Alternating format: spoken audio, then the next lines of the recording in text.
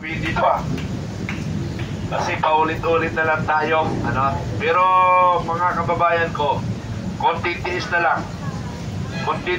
lang sa hinihintay natin na tagumpay at nababasa ko at napag-iniipan ko na tayo ay magtatagumpay sa ating layunin dahil kakampi natin ang Panginoon.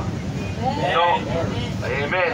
Noong 21 kasi kakampi natin ang Panginoon, pero mayroon rin kakampi ng demonyo. Kaya hindi natin natupad yung hindi natin natupad dahil nga na-counter tayo ng kalaban, ikwento ko lang sa inyo para sa mga vloggers, sa mga nanonood sa vloggers, sa mga walang yang mystery media, makinig rin kayo. Ibig sabihin, James 7, may araw kayo sa akin, James 7. At saka ibig sabihin, maging patas lang tayo. Hindi tayo patas sa pera. Dapat patas lang tayo. Ihayag, ang katotohanan, ipakita, iparinig sa sambayan ng Pilipino ano ang nangyayari sa ating bansa. Pero salamat na lang at mayroon tayong social media na nagpaparating sa ating mga kababayan na kung ano ang nangyayari sa ibang bansa. Limitado ang mga information na nakarating sa kanila ay ini-screen ng ating gobyerno dahil mga walang hiya pinamunuan ng ating Pangulong Bangag. So nalawagan ako sa mystery media noong 21, nakita namin kayo, nag-interview kayo sa akin, pero ni anino ko hindi ko nakita ang mga pinaparating ko sa Pilipino. Nasaan yung mga mensahe na kunwari nag-i-interview kayo, nagtatanong, pero wala akong narinig sa social media, sa mystery media. So ibig sabihin, hindi kayo tunay na Pilipino, kayo ay tunay na demonyo. Maging makatotoo lang tayo dahil hindi nalalaman ng ating mga kababayan. Sana sa mga nakikinig ngayon sa ating mga vloggers, paki-share and subscribe ninyo para kumalat ang ating information. Hindi tayo titigil na hindi natin matatapos ang gera. Hindi natin matatapos ang ating pinaglalaban na karapatan ng sambayan ng Pilipino na sana may matuwid na nanungkulan sa ating gobyerno. At tayo yun, gagampanan natin ang ating pinaglalaban kung ibigay sa atin ng Panginoon. Aasahan natin yun, mga kaibigan. So, yun lang siguro ang maaaring masabi ko dahil siguro paulit-ulit na lang sa maraming speaker, man sinasabi, puro magnanakaw, puro demonyo. Ay nakalimutan ko pala, yung September 21, EDSA 3 yun, EDSA 3 das fail. Bakit nag-failure? Because na-counter tayo ng demonyo. Na-counter tayo ng demonyo? Yung lumusob sa Malacanang, yan ay bayad ng ating administration. Tingnan nyo gano'ng kawalang hiya ang administration. Yung sumugod doon na mga kabataan, binayaran yun nang hindi nila alam na ginamit sila ng demonyo. Sino ang demonyo na tinutukoy ko? Ang administration. True, Makabayan Black. Ginamit nila yung mga kabataan, may nakalkulong. Patunay ito, patunay. Tingnan mo dyan sa City Hall. Sino ang lawyer nila? Ang lawyer nila, yung mga makakaliwa, mga leftist. So patunay yun na sila ang talagang nag-utos.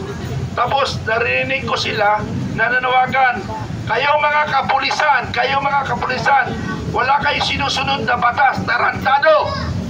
Kayo hindi sumunod sa batas. Nagpagamit kayo sa pera. Tapos ngayon, ang kapulisan ang sinisisi nyo. tao rin sila na nasasaktan. May puso't damdamin sila na marunong rin magalit na sinaktan nyo. Mga gago kayo, makakaliwa kayo. Tandaan nyo, mga kakaliwa, ha? Risa Ontiveros, tandaan mo, yung mga kampun mo, aayusin natin yan. Tayo'y minsan nagtagpo nung ako'y tinawagan mo sa Bulacan na lahat ng inyong mga kapanalig ay tumakbo sa Kongreso at ako'y tinawagan mo. Sabi ko, bakit tumakbo sa iyo, Congressman? Baka may kasalanan sila o walang kasalanan, eh bakit tumakbo sa iyo? So, sa lahat ng kakampi ng demonyo, may araw rin kayo. Ngayon, balik tayo sa City Hall. Sinisisi nyo ang kapulisan. Sila ay nagaganap ng kanilang tungkulin. Nakita natin na mayroon silang binaril. Eh may namatay sa kanila eh.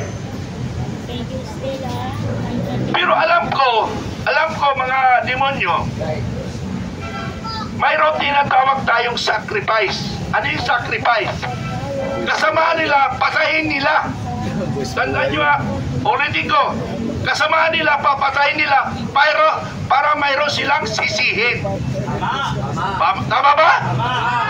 Ganon sila. Ang mga kaliwa, ang gusto nila, pag rally, may gulo. Kasi para may sisihin.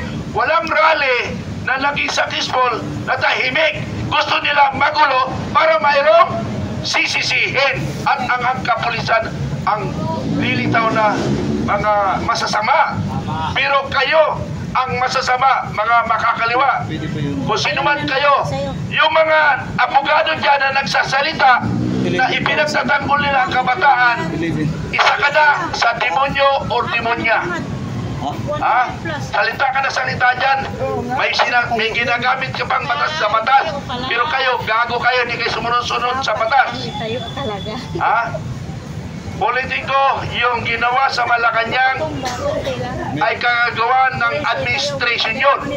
Para lang magkagulo, para ang tunay na mag-rally, hindi na makapasok. Katulad yung galing sa Liwasang Bonifacio. Hindi na sila makapasok kasi gulo na eh. Nadamay pa sila. Tapos tayo pa ang pinagbintangan. Mga tarantado kayo, ano? Yun ang purpose na nakaprogram sila. Mauna sila doon para itunay na nalalaban sa ating laban corruption, hindi na makakapasok. So, ang galing nila, no? Ang galing nila manloko ng Pilipino, manatili lang sa posisyon, gagawin nila ng paglaban-labanin ang kapwa sa Pilipino, manatili lang sa posisyon. Kaya lang, wala na sa posisyon si Pangulong Marcos. Alam nyo ba? Wala na. Wala na si Pangulong Marcos sa Malacanang. Ha? Si Romualdez, after one day, nasa ibang bansa na. Si Pangulong Marcos, wala na sa Malacanang. Ha? Wala na. Skeleton na yung kan. Skeleton na yung Malacanang. Nandun na lang yung mga gwardiya. Mga polis at sundalo ang natira na lang doon. Yung binabantayan nila, hinahanap nila kung nasaan. Hindi nila alam kung saan ang punta.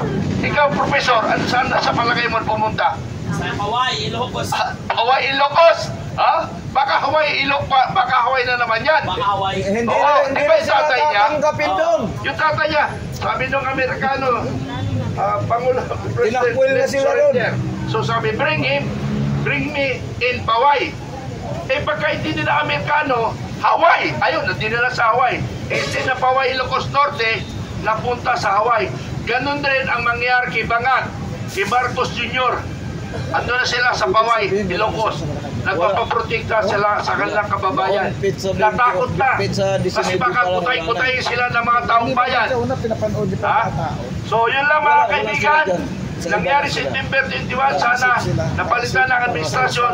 Pero dahil walang iyak, ang administrasyon manatili lang ipag-aaway-away niya ang kapwa Pilipino. Okay, maraming salamat po sa ating lahat.